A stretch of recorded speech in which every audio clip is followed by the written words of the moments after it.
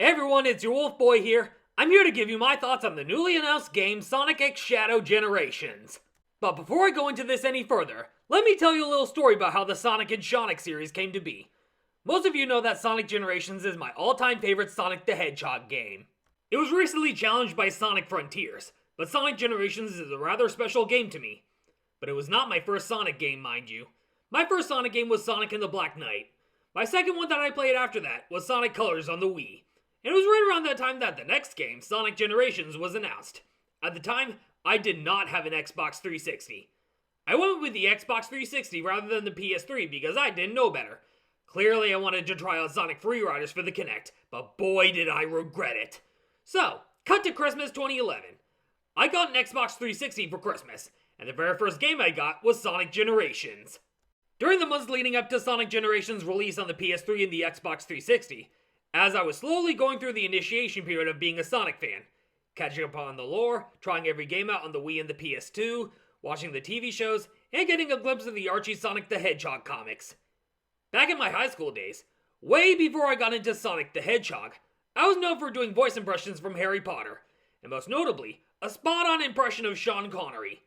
There I was at the supermarket, and I saw an Archie Sonic comic, and I decided to read Sonic's lines as Sean Connery. That's how I got the name Sonic. As we were getting more marketing for Sonic Generations, I decided to have the classic Sonic with black eyes be an identical twin brother to Sonic, and give him the name Sonic, and thus, your favorite black-eyed, taco-stealing, white bathrobed scientist was created. My very first project on my old channel was a project called Sonic's Evil Twin back in 2011. It acted as a promotion to Sonic Generations, while not having any actual ties to the game itself. My original intention was to have Sonic be a bad guy. It was a silly little project about Mario Kart, and how Sonic's evil identical twin entered a Mario Kart race, and how he was a sore loser. And in the middle of the night, he stole Mario's trophy. And a bunch of pointless crossovers with a series of Discover Card commercials involving a European sumbitch named Peggy, and Harry fucking Potter. A good majority of my projects on my old channel were crossovers with Harry Potter. Right around 2015 is when I wanted to make the Sonic and Sonic series more grounded, and have it take place exclusively within the world of Sonic the Hedgehog. The birth of the modern Sonic and Sonic series was Sonic and Sonic's Mixed Up Afternoon. While I was in the middle of working on Sonic's Evil Twin, I decided to make Sonic a good guy towards the end, and he's been a good guy since. I've always seen Sonic as a good guy and not a bad guy. And then, another corny project where Sonic invents a pair of time-traveling sneakers inspired by the adventures of Doc Brown and Marty McFly in Back to the Future. So that's when I decided to make Sonic a scientist. But I didn't give him his true backstory until a 2016 project called Sonic's Origin, which details where his scientific background came from, and his foster parents, Charles and Gemma. If it wasn't for Sonic Generations, then I wouldn't be on YouTube, and Sonic would never have been brought to life. 13 years later, and we have Sonic X Shadow Generations. This game was announced during a PlayStation State of Play stream on January 31st, 2024, and according to the judgment of the Oratrice Mécanique d'Analyse Cardinal, there were rumors circulating around a remaster of Sonic Generations released on modern consoles. And lo and behold, we have Sonic X Shadow Generations.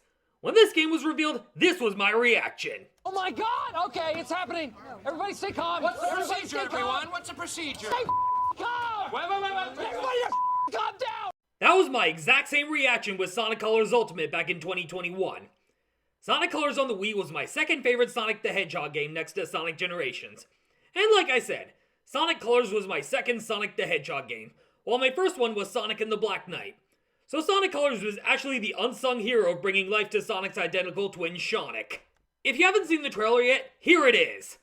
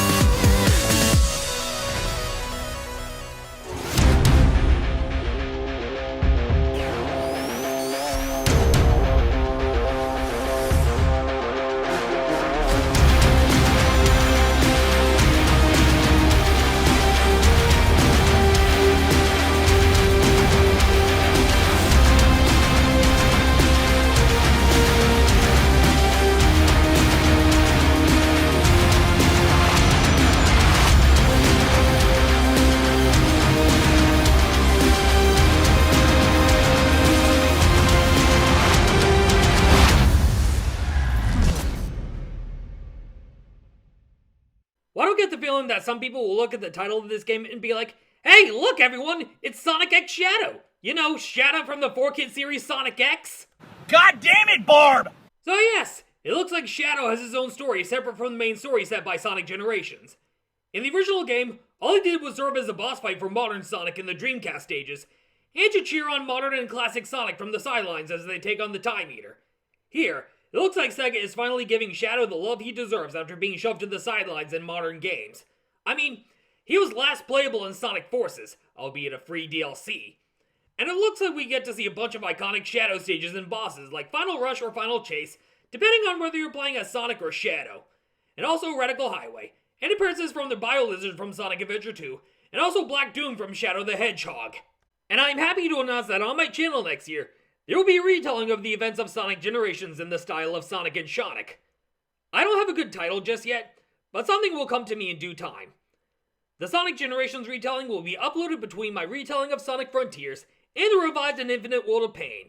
I won't spoil this project, but if you played the original game on PS3 or Xbox 360, then you know the basic premise of this project. Not only will it borrow elements from the game, but also have it tie into the overall lore of the Sonic and Sonic series. This project will take place after Sonic and Tails' A Colorful Adventure, which was my 2-part retelling of Sonic Colors.